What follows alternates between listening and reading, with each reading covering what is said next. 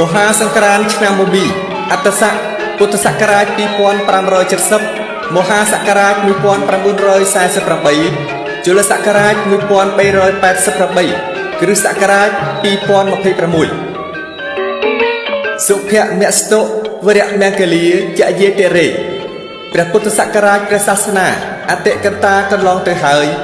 បាន2569ព្រះវស្សាត្រឹមថ្ងៃសុក្រពេញបរមីខែពិសាខលុះដល់ថ្ងៃសៅរ៍100ខែពិសាខចូលព្រះពុទ្ធសករាជ2570ព្រះវស្សាតទៅនឹងកណនីឆ្នាំមមីអត្តស័កឥឡូវនេះសង្ក្រាន្តចូលមកនៅក្នុងថ្ងៃអង្គារ12រោចខែចែកត្រូវនៅថ្ងៃទី14ខែមេសាឆ្នាំ2026វេលាម៉ោង 10:48 នាទីព្រឹកនោះព្រះអាទិត្យចរចេញពីមីនរាសីទៅស្ថិតនៅឯមេសរាសីដើរតាមគោលវិថីគឺផ្លូវកណ្ដាលទើបមានទេពធីតាមួយព្រះអង្គជាមគ្គនាយិកា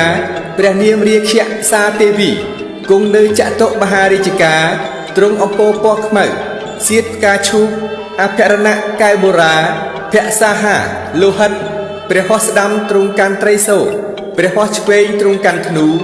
គង់លើខ្នងអស្ដរសត្វសេះជាពាហនៈនាំអស់ពួកទេពនិករបវរកញ្ញាទាំងមួយសែនកោដ្ឋហោះទៅកាន់គុហាកែវឈ្មោះគុណធមេលីនាភ្នំកៃឡាសខេត្តហេមពាន្តដែលប្រទេសឋាន